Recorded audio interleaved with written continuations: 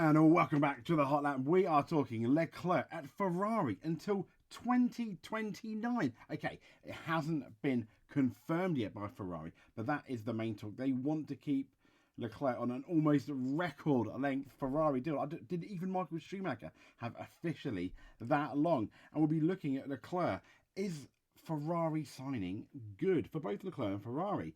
Does Leclerc make too many mistakes? Is Leclerc worthy of that 2029 deal?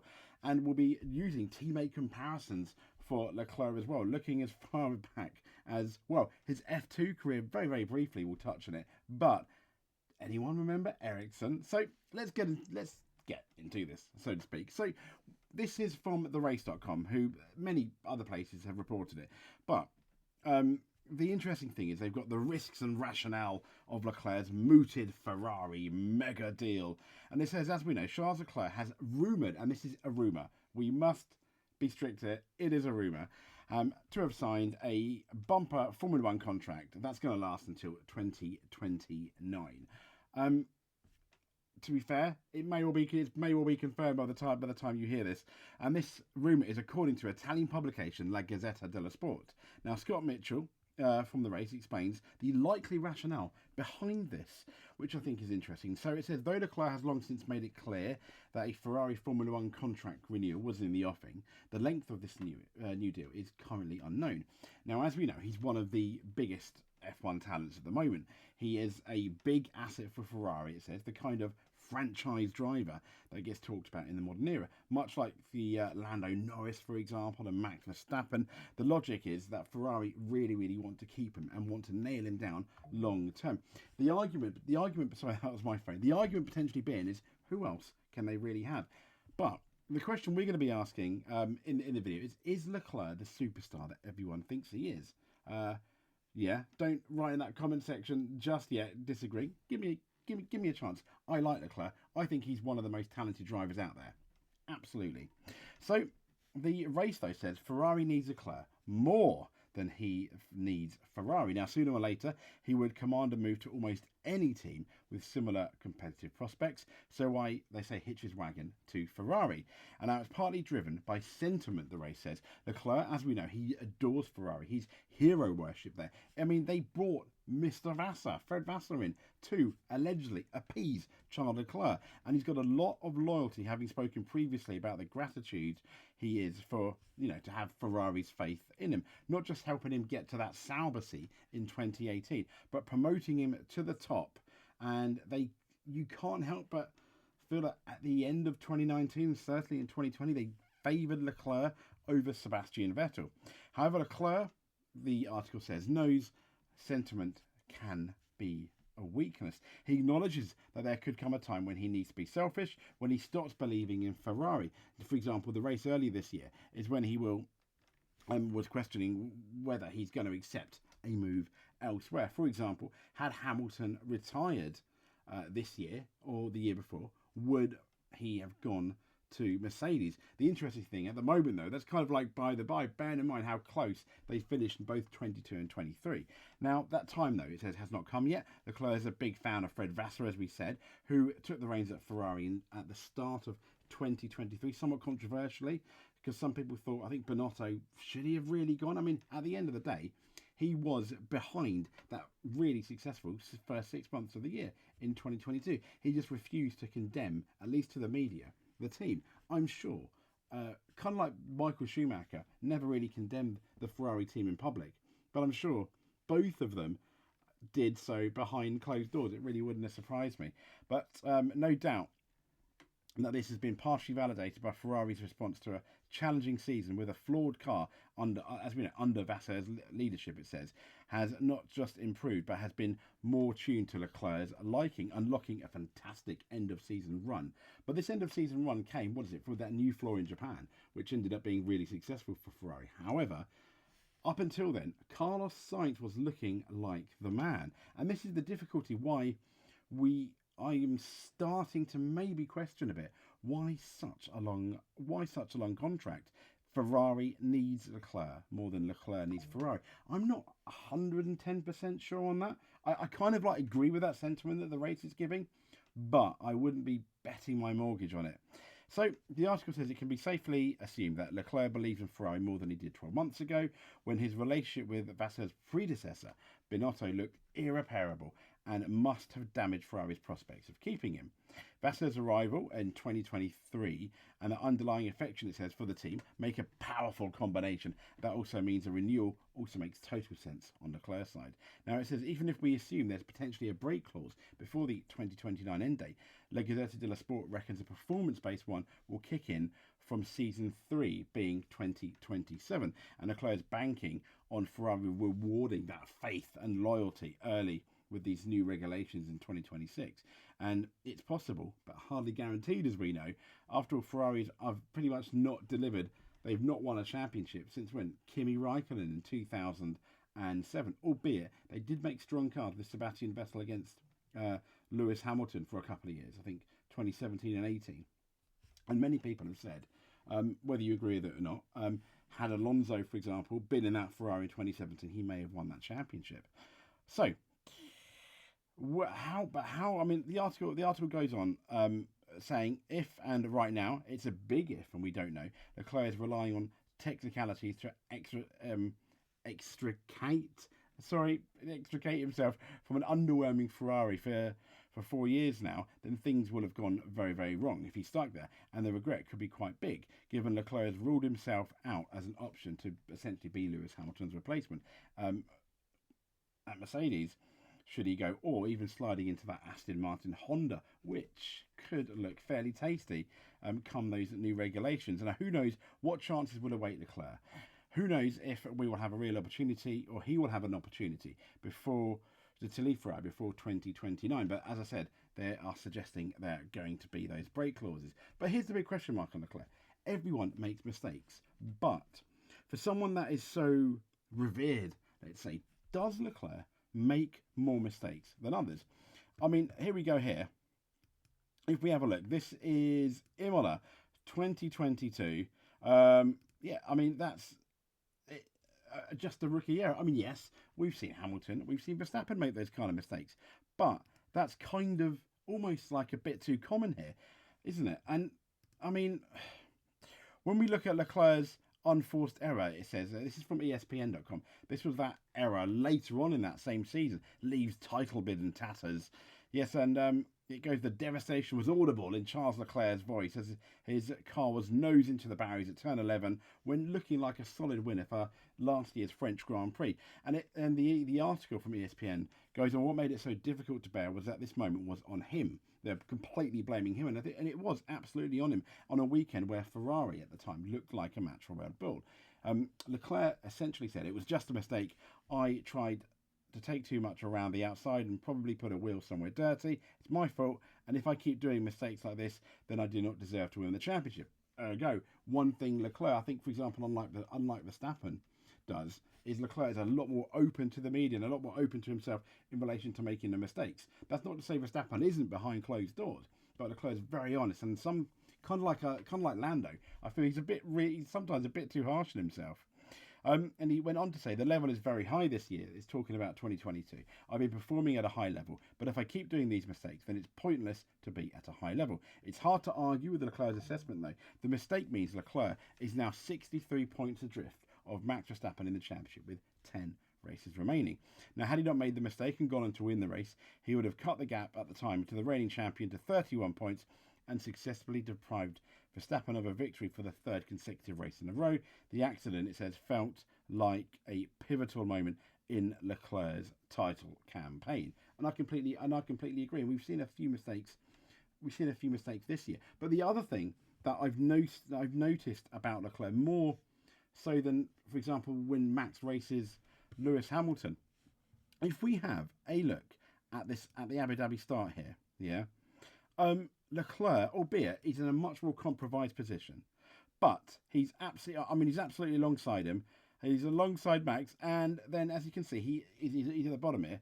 He just lets Max go, eases off the throttle. It almost is like, at this point here, Max knows he can turn in, and Leclerc will just, He's already eased out.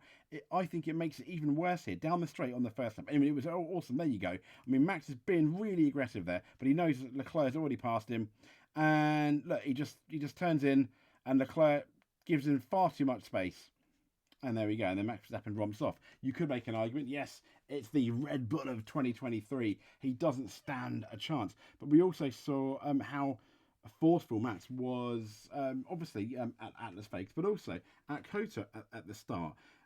We mentioned it in one of our videos where Leclerc was right alongside Max, but he kind of like backed out, and you kind of have to wonder. You never saw like an Alonso, you never saw a Senna, you never saw a Verstappen, a Hamilton, a Schumacher, a Montoya, maybe even a Ralf Schumacher, early Ralf Schumacher. But there were lots of people that would have potentially not done that, like backing out of these situations. And it's something that I've noticed. Please let me know if you think I'm absolutely wrong, because he has raced Verstappen. If you remember, at the beginning of the 22 era, that Ferrari, they were racing and it was very clean. But then there wasn't the stress and pressure of a world championship at stake. Then, was there? If we're honest about it. I mean, here's Leclerc's stats here, where they are. I mean, let me see. If we go all the way back to 2017, his F2 championship, he got 22 races, 7 wins, 10 podiums, 8 poles, 4 fastest laps. And we know over one lap, potentially Leclerc is at the moment the fastest out of even like Verstappen and Hamilton, either potentially in the same car. He's absolutely mesmerising. He has pulled laps out which he thinks should not have been possible, but it's the races where he struggles. So move on to 2018. Obviously in the Sauber, that Sauber wasn't going to win or anything, but 2019 he won twice for 10 podiums, 7 pole positions, and fastest laps 4th, and he finished in 4th position. I believe that must have been behind, I don't know, was it behind Sebastian Vettel in 2019? Anyway, moving on. In 2020, obviously 2 podiums. He nearly won at the British Grand Prix in 2021, where he only had 1 podium, unfortunately, in 2021. But this was the whole engine gate for Ferrari, so you got to give him a pass there. But interestingly, in 2021, he was also beaten by Carlos Sainz, and we get into that in a bit. But let's look at teammate versus teammate. This is his 2021 season from racefans.net. Leclerc versus Ericsson at Sauber. And interestingly, yes, this is though Marcus Ericsson, who is an okay driver, I guess, but you wouldn't really rate him as a solid F1 driver. And interestingly, the article starts on racefans.net with the contrasting fortunes for the Sauber drivers heading into the 2019 season could hardly be greater. One has been shown the door, and it says the other is off to the sport's most famous team, likely to be a championship contender, a la Leclerc going to Ferrari. And it says since moving to Sauber from Caterham, Ericsson has generally been shaded by his teammates who are expected to show him the way. First of all, they had Felipe Nasr, then Pascal Wehrlein, found among themselves losing F1 drives despite beating Ericsson and all these people better. And Leclerc then blew him away more decisively, though, than his predecessors. The 2017 F2 champion talked a lot about how complicated his transition to F1, but he mastered it quickly. Tongues were wagging after Ericsson outqualified him in the first 2 races, but Leclerc swiftly put that right. Ericsson only beat him on 2 further Sundays over those remaining 19 rounds, but the article interestingly says it was the scale of Leclerc's advantage. I mean, we're talking like potentially Perez, Verstappen on Perez. It says the Ferrari, it wasn't uncommon for Ericsson to be beaten by Leclerc by half a second. And here's the stats. The table, this table here shows at which races Ericsson qualified or finished in front of Leclerc. Not many. I mean, there's only a few ticks that absolutely destroyed him, didn't he? Absolutely. But this is Marcus Ericsson. So his first true test was in 2019 against Sebastian Vettel in the Ferrari. Teammate battles, yes. And it says Ferrari's decision last year, this is from racefans.net again, as you can see, to promote Charles Leclerc after a single season in F1, posted an interesting question. It says, was this a sign they'd lost faith in Raikkonen, or that they were ushering in a bright young talent who promised to be a replacement for Sebastian Vettel. Now, 12 months on, it says, we may have our answer, as by almost all measures that matter, Leclerc had a better 2019 than Vettel. Factor in the golfing experience between the pair, and Leclerc's first full season in the red is really something to get excited about. Ferrari had a plan from the outset, it said, and tried to impose team orders on the pair very early on at Melbourne when Leclerc was told not to attempt to overtake Sebastian Vettel, which frustrated quite a few people. Hey, it was the beginning of the year, and it didn't take Leclerc long to force the team's hands. He outqualified Vettel by 0.3 of a second in Bahrain and was dominating the race before his engine went, and Hamilton won, unfortunately. But it says this was no one-sided fight. Indeed, Bahrain was the only time in the first 7 races that Vettel started or finished behind his teammate. But that started to change in a big way at Paul Ricard, it says, when Leclerc unlocked the secret to conjuring one lap from the Ferrari car, the SF90 it was. And it was a breakthrough that eluded Vettel for much of the rest of the season. Vettel didn't go down without fight, though, and the two drivers were usually separated by small margins, particularly in qualifying. Leclerc won the Saturday fight, but when both Ferraris took the checkered flag, Vettel was ahead more. So 11-9 on the qualifying, but by a score which falls 9-7 in favour in Brazil, where both were but Vettel was ahead more. Essentially, it says Vettel also outscored his teammate for the first time since his single season alongside Daniel Ricciardo, a potentially telling statistic. So he was outscored by Leclerc. I was wrong there. So 2019, Leclerc beat Sebastian Vettel. Now, while Leclerc's season, it said, was certainly not error-free, Vettel's tendency to implode belied a driver of experience and success. For example, at Monza, perhaps put out by Leclerc's failure to give him a tow in Q3, he made an unforced error by spinning in the race, then compounded his mistake by rejoining and taking out Lance Stroll. That was interesting, wasn't it? But he showed very well against Sebastian Vettel, who is a full-time world champion at Red Bull. So let's fast forward then to 2021.